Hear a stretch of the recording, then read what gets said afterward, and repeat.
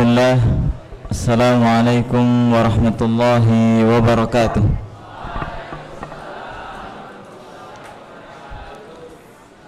Alhamdulillahi wa kafa, wassalatu wassalamu ala rasulina al-mustafa sallallahu alaihi wa ala alihi wa ashabihi wa man tabi'ahum bi ihsanin ila yaumiddin wa ba'du.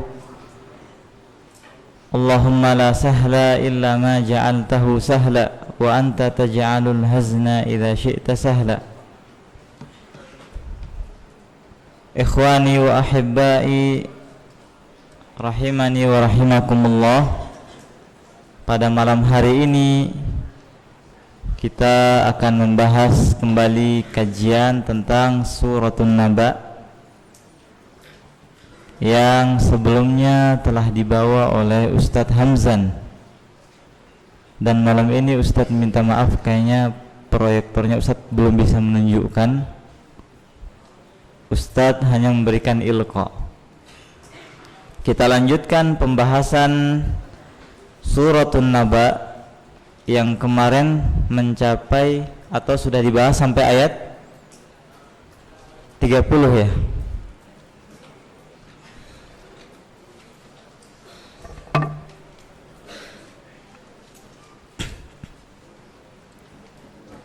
Coba siapa yang tahu kemarin?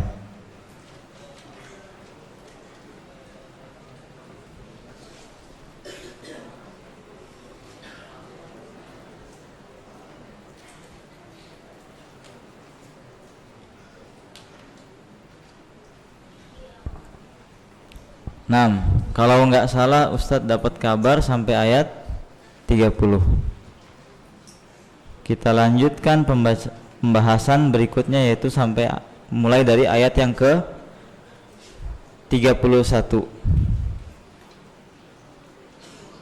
A'udzubillahi minasyaitonir rajim. Allah Subhanahu wa taala berfirman, hadaiqa wa a'naba, yang artinya yaitu kebun-kebun dan buah anggur.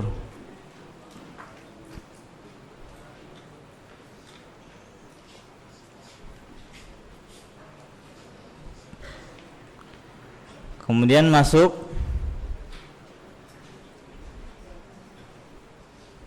afan satralat, innalil muttaqina mafaza, ya kan? Ayat 31 yang artinya sesungguhnya orang-orang yang bertakwa mendapatkan kemenangan. Mafaza di sini dijelaskan diambil dari kata al-fauzu. Apa artinya al-fauzu? Yaitu keselamatan dan juga kemenangan.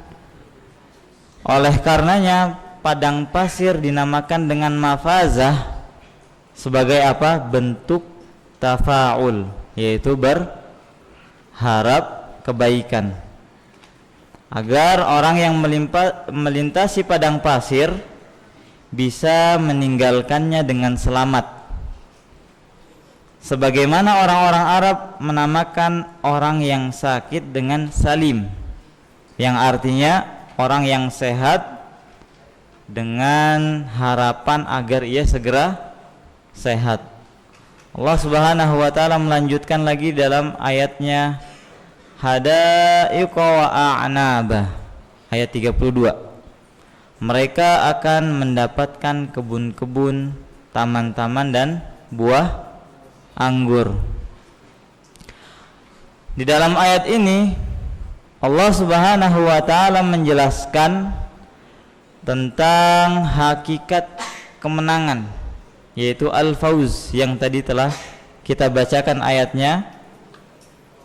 Maksud al-fauz yang ada di dalam ayat sebelumnya itu adalah surga yang berisi kebun-kebun.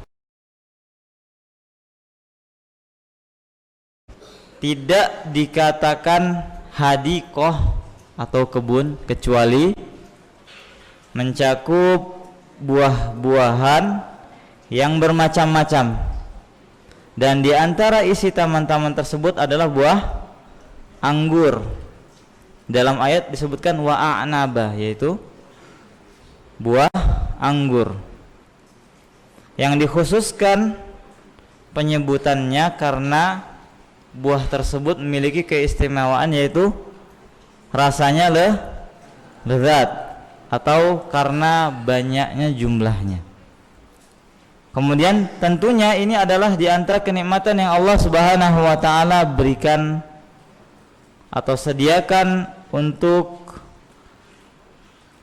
orang-orang yang Allah masukkan ke dalam surganya Allah. Kemudian di dalam surga akan disediakan juga buah-buahan. Akan tetapi buah-buahan tersebut tidak akan sama dengan yang ada di dunia. Mungkin namanya sama. Di dunia namanya anggur, kemudian di surga namanya anggur juga.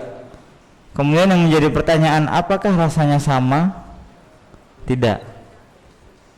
Pastinya tidak. Mungkin kelipatannya atau kelezatannya berlipat dibanding dengan yang ada di dunia. Kemudian di antara kenikmatan lainnya adalah Allah Subhanahu wa taala memberikan mereka selain tempat yang nyaman, diberi makanan juga, yaitu berupa buah-buahan, kemudian diberi pendamping atau teman.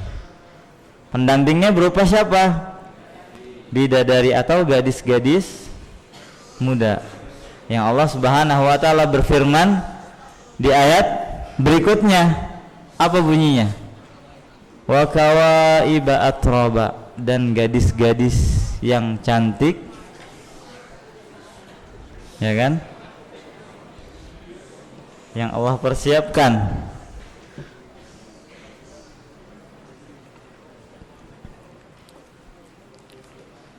Dan gadis-gadis yang cantik menawan, yang mana dia atroba. Atroba itu apa artinya? Sebaya. Jadi gadis-gadis itu tidak lebih muda dari kita atau tidak lebih tua dari kita, tapi umur kita sama. Yang menjadi pertanyaan, apakah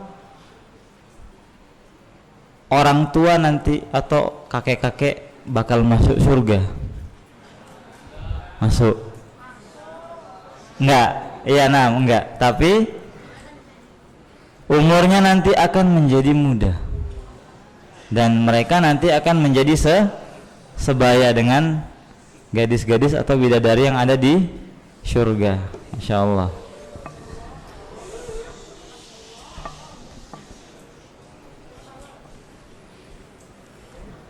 Lanjut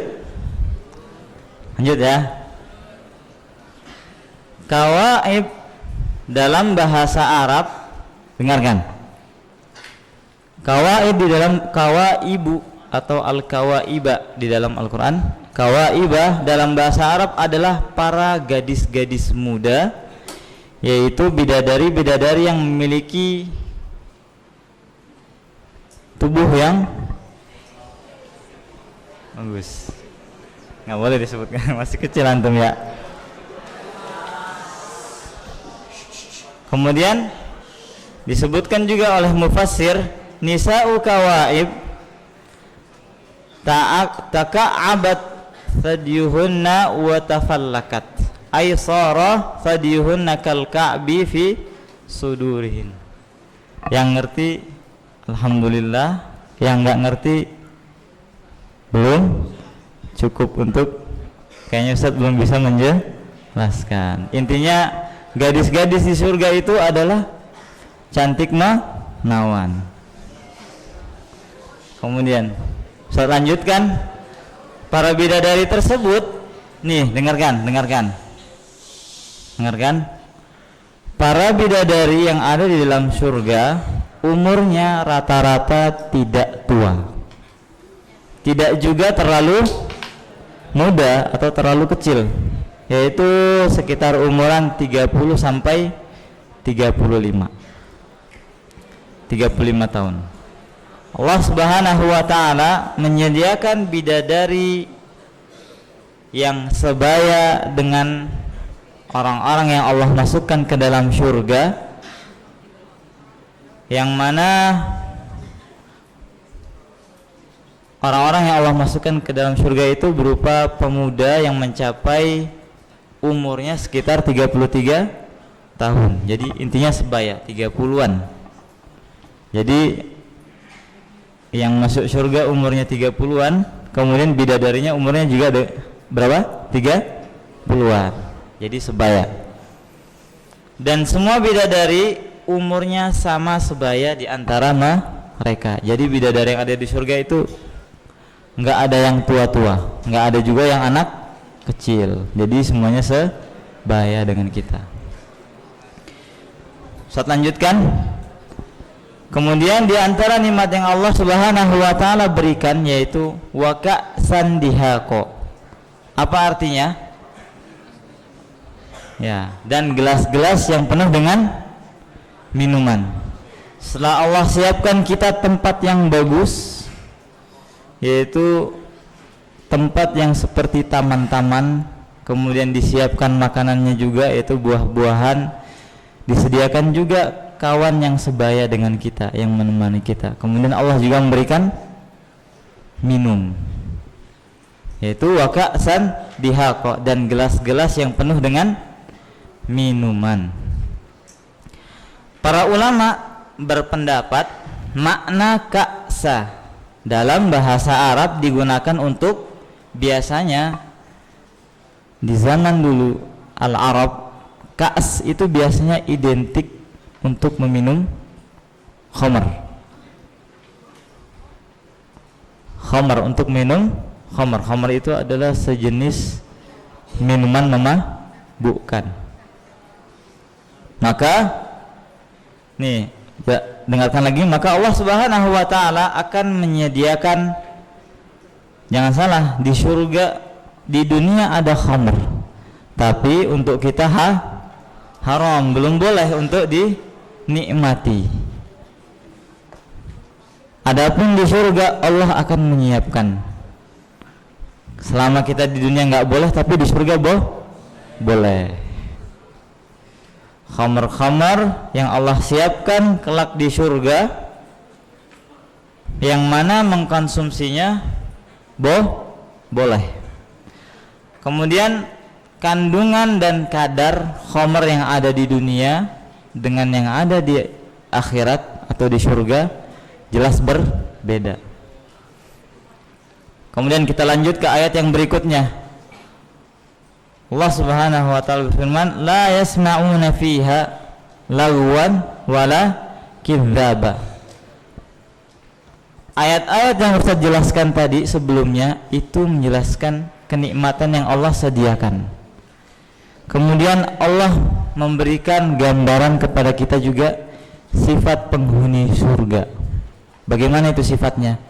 Mereka la yasma'una fiha lagwa wala kidzaba, mereka tidak akan mendengar yang namanya perkataan yang sia-sia maupun yang dusta.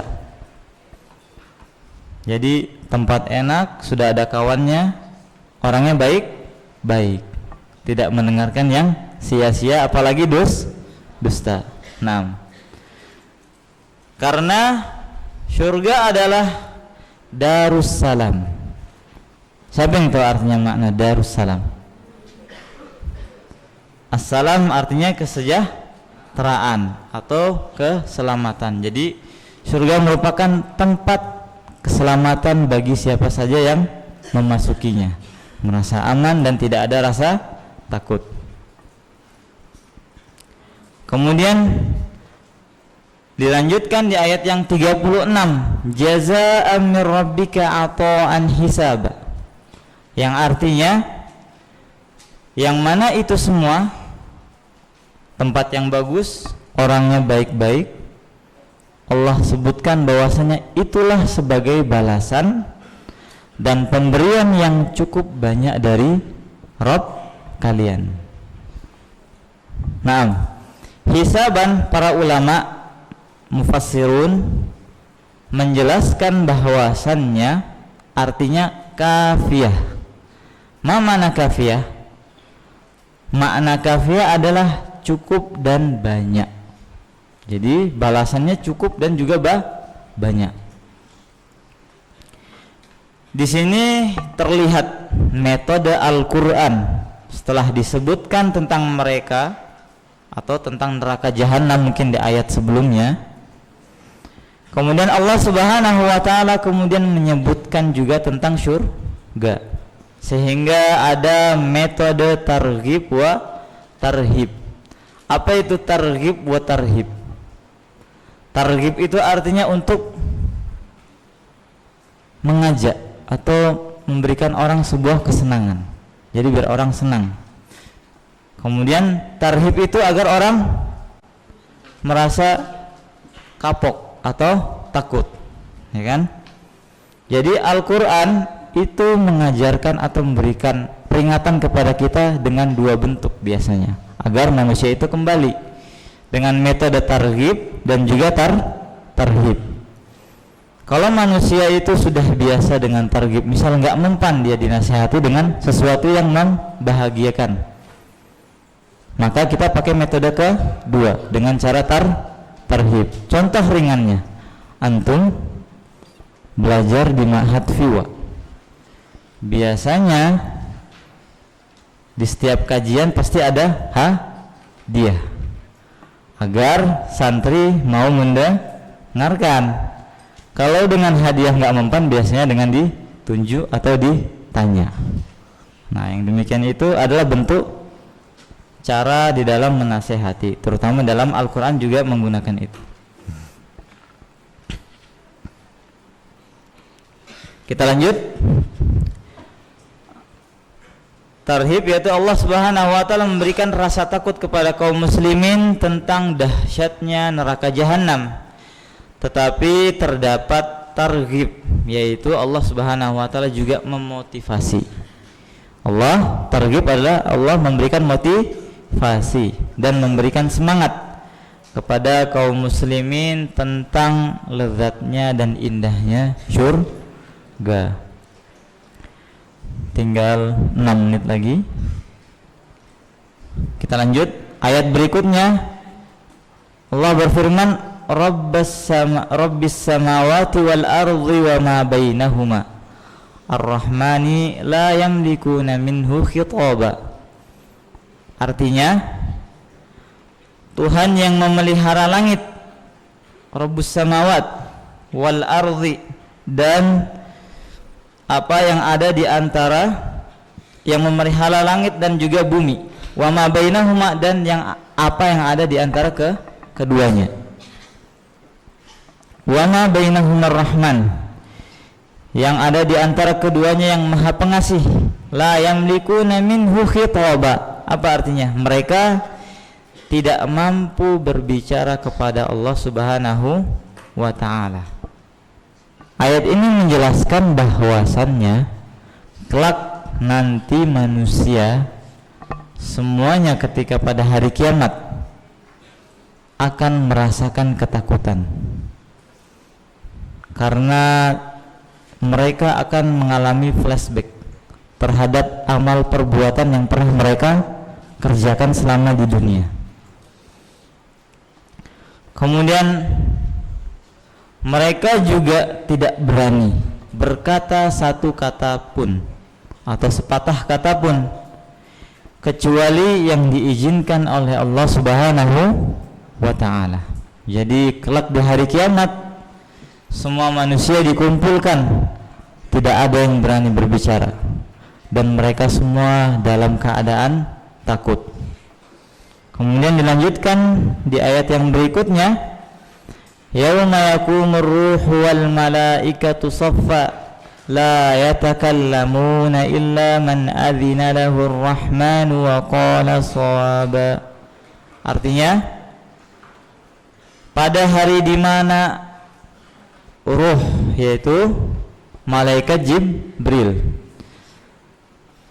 wal malaikatu, dan para malaikat yang lainnya, saffan la yatakallamun, mereka bersaf-saf, berdiri dalam keadaan bersaf-saf, la yatakallamun, mereka juga tidak berkata-kata, illa man adzina lahur rahman, kecuali yang diizinkan oleh Allah Subhanahu wa ta'ala, yaitu Sang Ar-Rahman. Wa qala shawaba, yang mengucapkan kata yang benar, yang mana malaikat tersebut tidaklah berucap kecuali dengan kata-kata yang benar.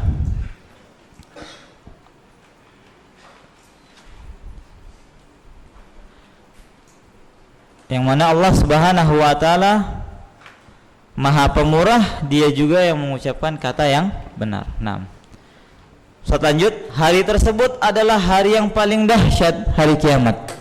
Jadi dua ayat tadi yang sebelumnya sama yang sekarang itu menjelaskan tentang hari kiamat. Tidak ada yang berani berbicara kepada Allah Subhanahu wa ta'ala kecuali atas izin dari Allah Subhanahu wa ta'ala. Jangankan manusia biasa, para nabi saja takut, ya kan, untuk berbicara kepada Allah Subhanahu wa ta'ala. Tidak ada yang terdengar kecuali desihan-desihan.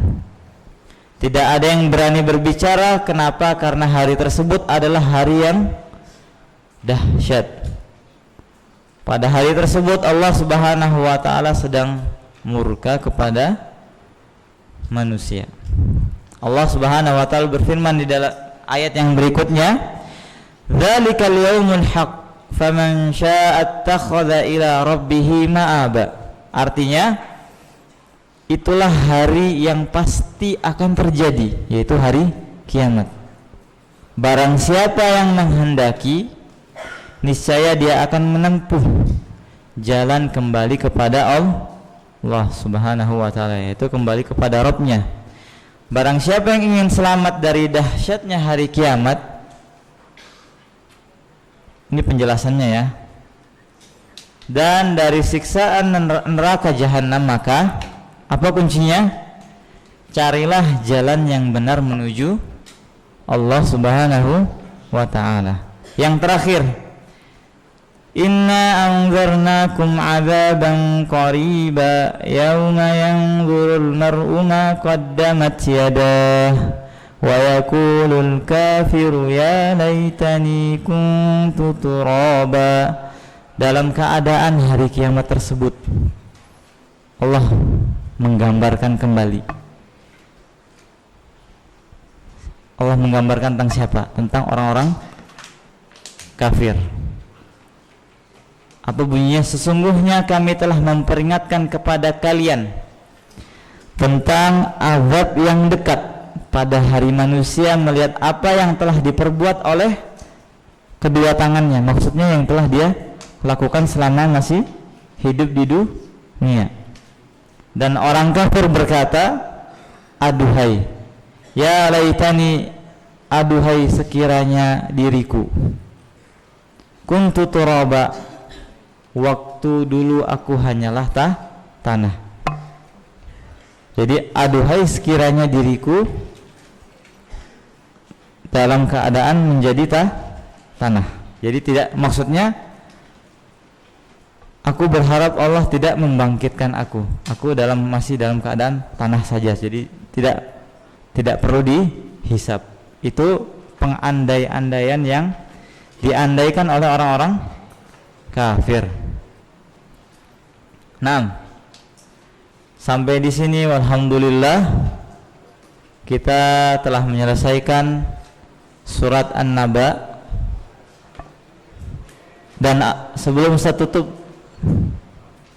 Ustaz mau bertanya, apakah yang Ustaz sampaikan jelas? Alhamdulillah.